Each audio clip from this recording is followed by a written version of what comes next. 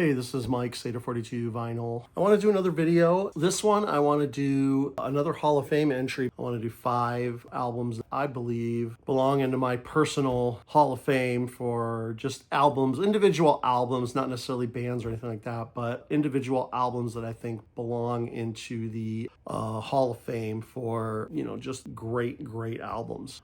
This one is going to be for power metal, and power metal is a fantastic genre that I like a lot. Back in around 1987, I bought Helloween, Keeper of the Seven Keys Part 1, and this album is fantastic. I think that this album is what most people would say is the beginning of modern power metal. There were bands back in the 80s and stuff that had, or earlier than 87, that, had higher falsetto vocals and things like that. But I think that the mold that Helloween created with Keeper of the Seven Keys Part 1 was replicated, over and over and over again. And so many bands were influenced by just this album alone, and Michael Kiskay's vocals specifically, because they were just fantastic. The first album that's going to go into the Hall of Fame is from a German band that put out a bunch of albums before this. Everything that they were writing up to this point was leading to this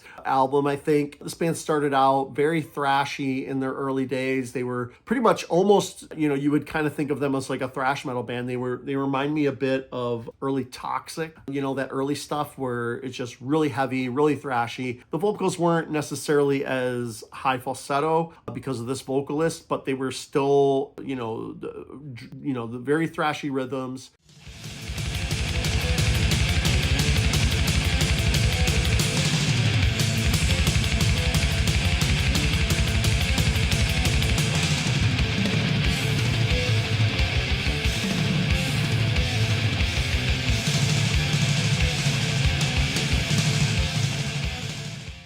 And they really didn't start hitting power metal until maybe 2 albums or 3 albums right before this. I would consider those earlier albums more thrashy, and then they kind of really turned into power metal. And this album, I think, is quintessential power metal, and that is Blind Guardian. This is Nightfall in Middle Earth. This album is excellent. It's a 5 out of 5, a 10 out of 10, 100%. I love this album from this band. It's interesting because I discovered Blind Guardian during the Napster days. I was downloading a lot of stuff off Napster, and I was basically able to get just anything that I wanted. So, I would find bands and I would just download them just to hear what they sounded like. I never heard Blind Guardian prior to the late 90s or mid to late 90s when I was downloading stuff from Napster. And I downloaded tons of bands, and I discovered so many bands from Napster that I'm a huge fan of now. And yeah, so that's how I discovered Blind Guardian, and I have all their albums on vinyl at this point, including all their new stuff. This album is a concept album, and a matter of fact, all of the power metal albums that I'm going to put into the Power Metal Hall of Fame are concept albums from these bands. And yeah, this is about Middle Earth. It's about the first Silmarillion book from J.R.R. Tolkien in the Lord of the Rings series. There is narration parts in between each song and at the beginning of the album as well.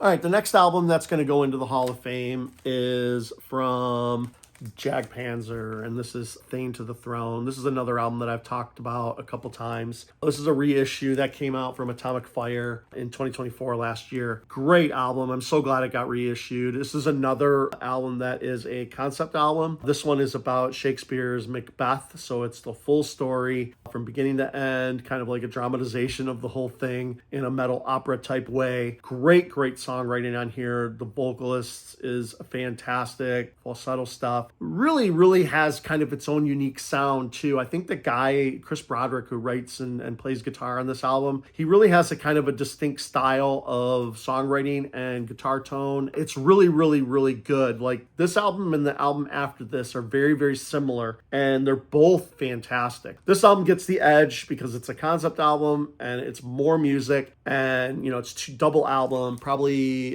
64 minutes of music, and it's fantastic. This one also has a little bit of narration in between songs and things like that, so it just has that kind of style and feel of a concept album telling a story, but it's based on Macbeth. So many good hooks of choruses, just great songwriting. I love this album. It's going into the Seder 42 Hall of Fame, no question.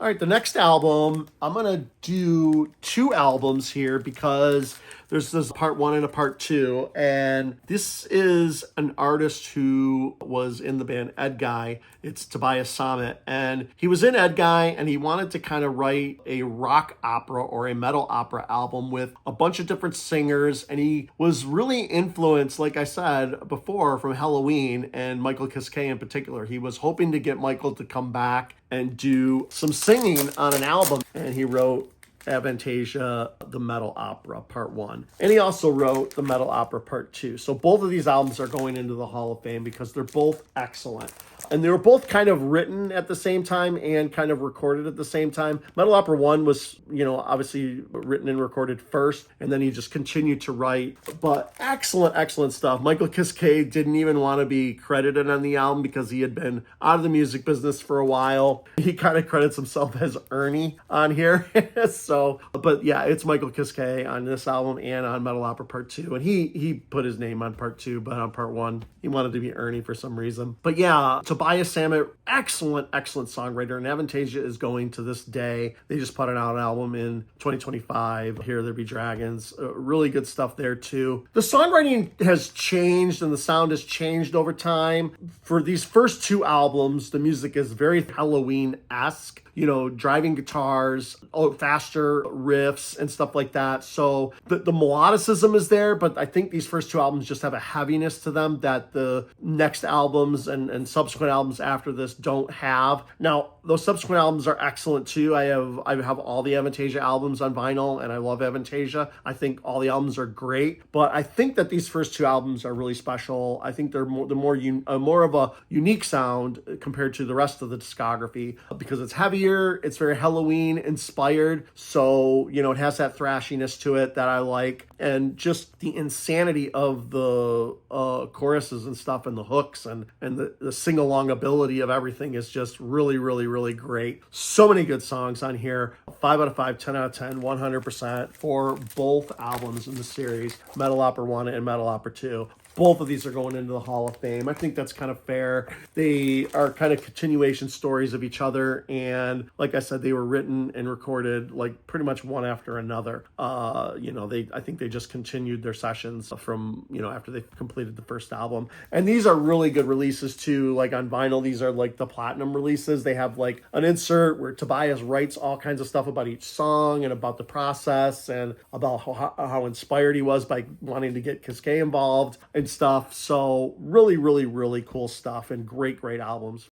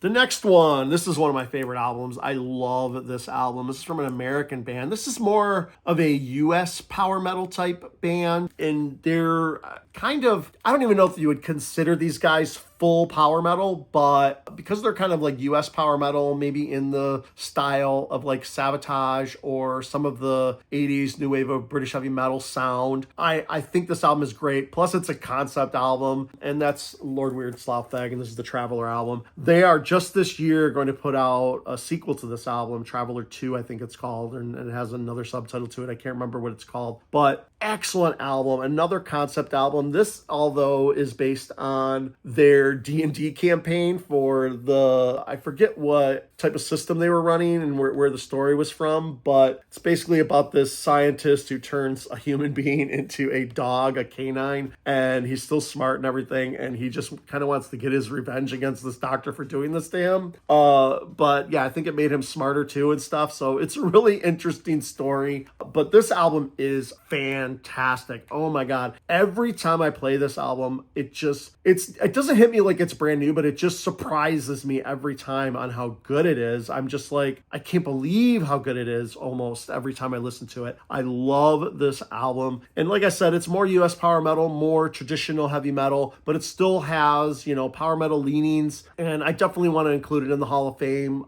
I could probably put this in like the traditional heavy metal Hall of Fame as well if I ever do one like that. But I think that this is power metal enough, and the songwriting is just fantastic because it's a concept album, you know, and stuff like that. I just think that it totally fits into this category, and it's a 5 out of 5, a 10 out of 10, a 100%. I love this album. I can't say enough about how great it is.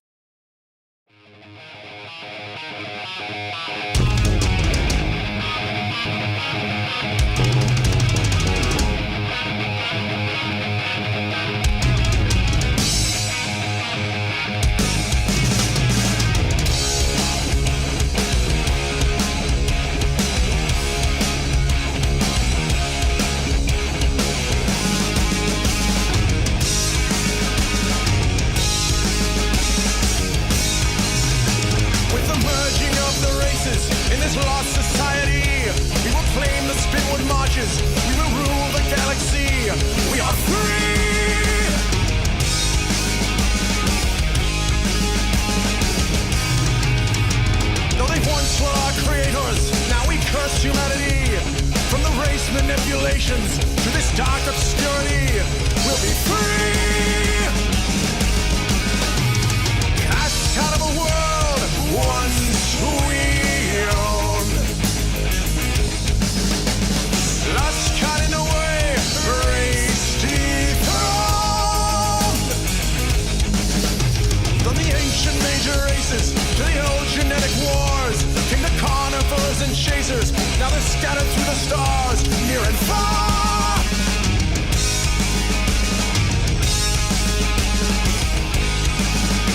Now the secret is discovered to our lost identity. We will infiltrate the cosmos. Our genetic prophecy will be free.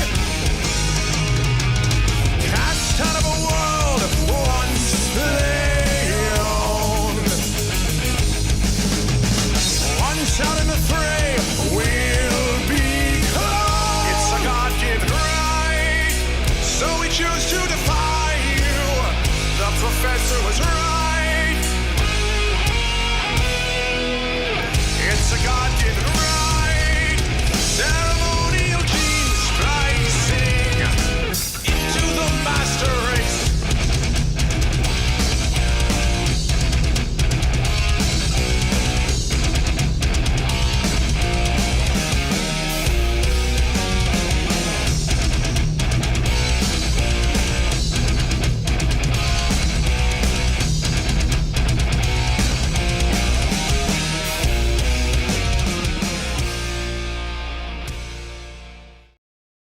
And the last album, this one's interesting because this album came out in 2024. And this album was my number one album of 2024, my favorite album of the year. So it kind of makes sense that one of my favorite albums of any given year of a particular genre could end up into the Hall of Fame. Of course, that's a possibility. And that is Unleash the Archers, and this is Phantom. I think this album is fantastic. I think Unleash the Archers had a sound that I've always liked. Their previous albums, I think they had this like sameness to them that they kind of all sounded in varying degrees a little bit different from each other. They weren't as, no single album I think sort of stood out a lot. I think that they started really improving on Apex and Abyss. I think those two albums, they started really improving their songwriting a lot. And on Phantoma, man, it's almost like a brand new band. It's really like they found their stride. Every song sounds different from the other ones. They are just fantastic. The choruses are great.